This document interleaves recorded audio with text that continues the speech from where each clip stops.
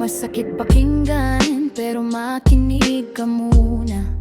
Hindi ako multo sa kwento nyo, ako ang katotohanan niya.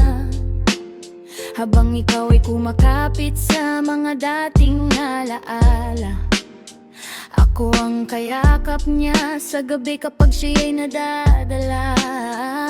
Hindi ko inagawang minahal mo, kusa siyang kumapit. Pagod na siya sa kahapon, sa sakit na paulit-ulit.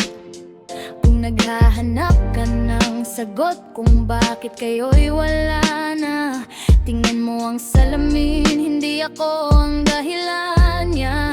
Umanap ka ng iba, ako na ang mahal niya. Magising ka na sa totoo, matagal nang wala kayo sinta. Hindi na ikaw ang tinatawagan kapag siya'y mahina. Ako na ang kasama niya sa lungkot at sa saya.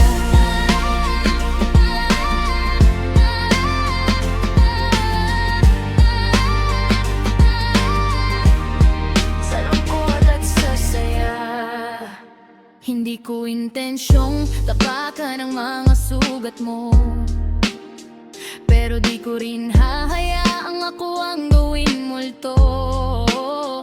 Matagal na kayong tapos bago pa ako dumating, kaya wag mo kong gawing dahilan ng sariling sakit. Habang ikaw ay nasa sana, bumalik pa na yugto. Kami ay gumagawa na ng bagong pangako. Kung mahal mo talaga, hayaan mo siyang lumaya. Kasi sa puso niya ngayon, pangalan ko na ang taya. Humanap ka ng iba, ako na ang mahal niya. Hindi to chismis lang, ito ang katotohanan ng buwanan.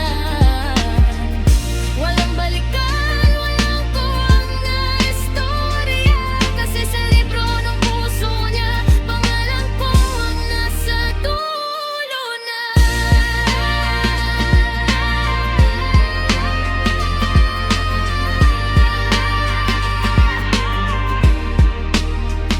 Hindi lahat ng laban, ikaw ang kailangang panalo. Minsan ang pagbitaw ang tunay na regalo. Magising ka na sa katotohanan, wag nang umasa.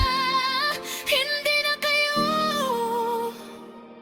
kami na, at matagal na.